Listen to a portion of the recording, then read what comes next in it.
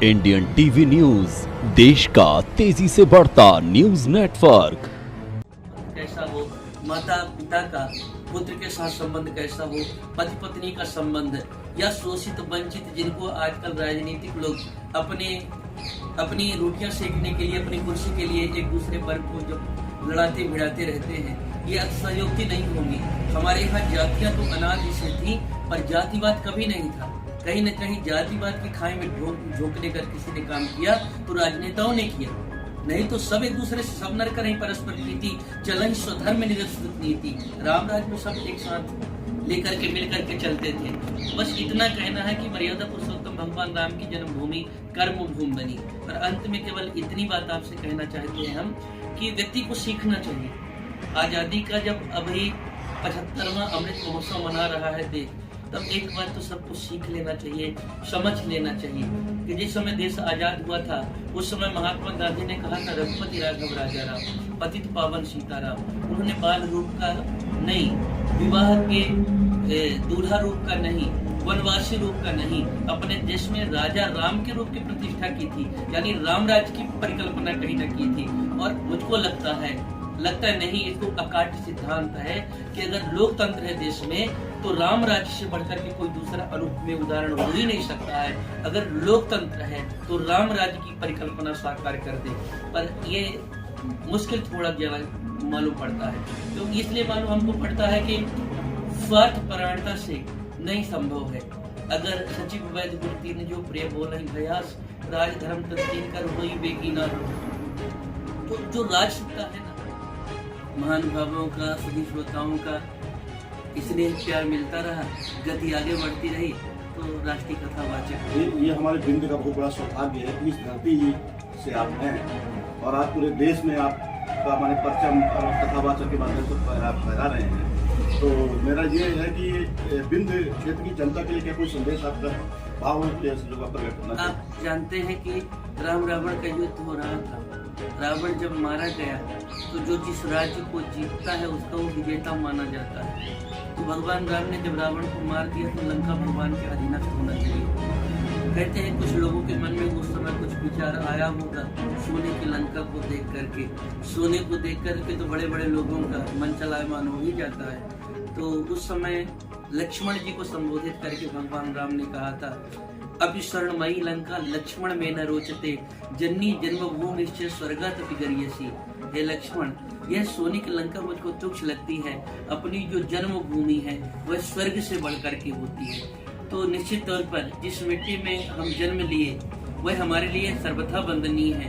पहली बार जिस धरा को हमने पहचाना, जहाँ पर आया, वह वंदनीय है। परंतु मेरी कर्म भूमि अयोध्या है, तो मेरा एक संयोग रहा, यह संदेश देना है। तो एक संदेश जाना चाहिए आप सब तक। हर मनुष्य को ये बात सीखना चाहिए। भगवान के अनेक अवतार हैं, अनेक रूप हैं, परंतु एक भगवान के नाम बता दीजिए कि जो भगवान ने कहा है और जो किया है दोनों कर सके। पूर्ण अवतारों में भगवान राम है और कृष्ण है, पर कृष्ण भगवान ने भी जो कहा है, गीता में उपदेश दिया है, वही करना है। सब कुछ जो किया है ना, वो नहीं किया जा सकता, क्योंकि 6 दिन के वो पूतना के स्तन पे लगे कालकूट विष को पी लेते हैं। 7 साल की उम्र में 7 फण वाले काली नाग का मान मर्दन करते हैं, 7 कोस का पहाड़ उठाते हैं, ऐसे कुछ काम करते हैं जो मनुष्य नहीं कर सकता।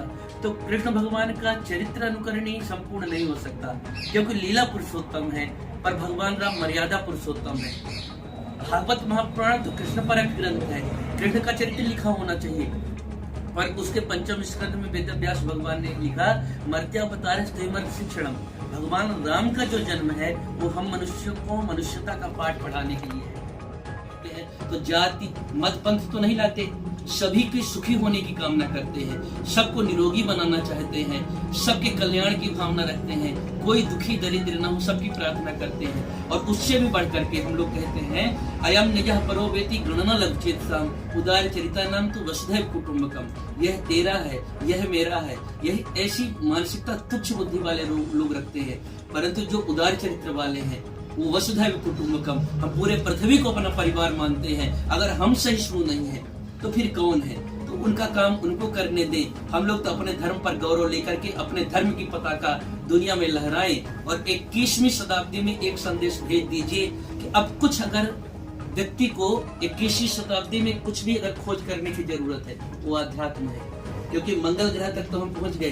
जीवन में मंगल कैसे आए इसकी कल्पना किसी के पास कोई उपाय नहीं आ रहा है। अगर जीवन में मंगल लेकर के आना है तो आध्यात्म पथ पर ही चलना है, और आध्यात्मिक संपत्ति सनातन धर्म में वो हम सबके पास है, इसलिए घूम फिर करके हमारे पास ही आना है।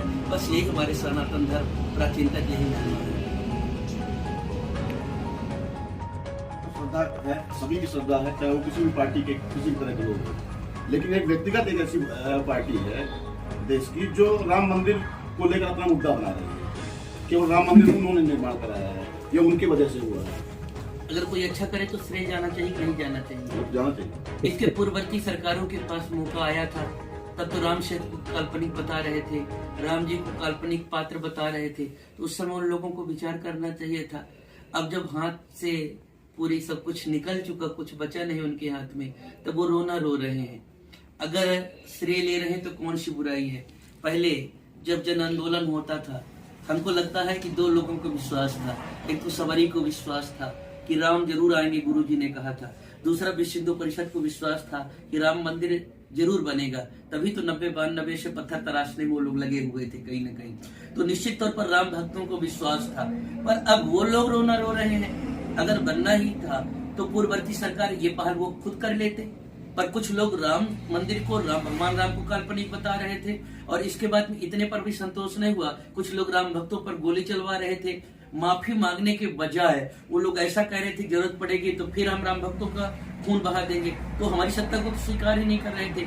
अगर किसी ने कहा हम सौगंध राम की खाते हैं, हम मंदिर वहीं बनाएंगे, और राम मंदिर बनवा दिया, तो इसमें श्रेय लें तो कौन सी बड़ी बात है? तो राम भक्तों का तो स्वागत करना चाहिए, हम सबका अभिनंदन करना चाहिए। बड़ा भी आज आपसे मुलाकात हुई, समाज हित में हुई है, देश हित में हुई है, तो ये विषय समाज पर जाना चाहिए।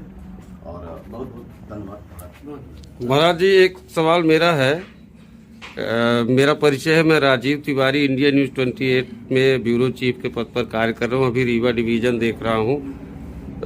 मेरा एक सवाल ये है महाराज जी कि जो सनातन धर्म की बात, जो सनातन धर्म की नींव हमारे महान पूर्वजों ने रखी थी, वो सनातन धर्म आज जिस स्थिति में है, इसको देखकर आप क्या कहना चाहेंगे? आज की स्थिति सनातन धर्म के बारे में जो है, कहीं मंदिर तोड़े जा रहे हैं, कहीं शंकर जी की मूर्ति तोड़ी जा रही, इस बारे में आप क्या कहना चाहेंगे महाराज जी?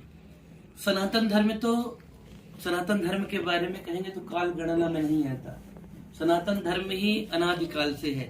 एष धर्म सनातन है, इसीलिए सनातन धर्म के सामने लिखा जाता है सबसे प्राचीन है, सबसे पुराना है। आज के आप पत्रकार हैं और आज के परिप्रेक्ष्य में कहें तो राजीव भैया, सबसे बड़ी बात है कि आप लोग जब तक प्रत्यक्ष नहीं मानते, प्रैक्टिकल में नहीं मानते, तो आप लोग विश्वास नहीं करते हैं। और ज्यादा अगर देखना चाहें आप, तो अगर हमारे इतिहास को देख लें तो आजकल जो साइंटिस्ट लोग हैं, पुरातत्व विभाग जो इनके पास जो आज उपस्थित है, तो 5,500 वर्ष, कहीं 3 लाख वर्ष, कुछ ऐसे 7,000 वर्ष राम सेतु के लिए नासा ने 7,000 वर्ष कहा है। तो जितने भी धर्म के लोग हैं, कोई 1200, कोई 1400 साल, इसके आगे तो कोई जा नहीं रहा, कोई 2100 साल, पर 5,500, 7,000 वर्ष के तो हमारे पास साक्ष्य अभी वर्तमान समय में उपस्थित है।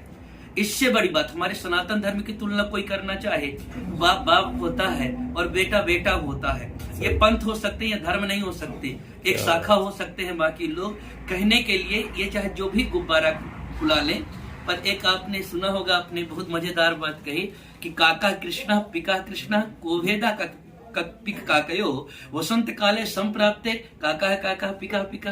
कोयल भी काली होती है, कौवा भी काला होता है, पर जब बसंत ऋतु आता है, कौवा बोलेगा और कोयल बोलेगी तो पता चल जाएगा। ऐसे हमारे सनातन धर्म के बारे में जब ये लोग सामने बैठ के बात करें, जो गुमराह करते रहते हैं, तो वो सब बताएं, तब उनको पता चले क्या लगे।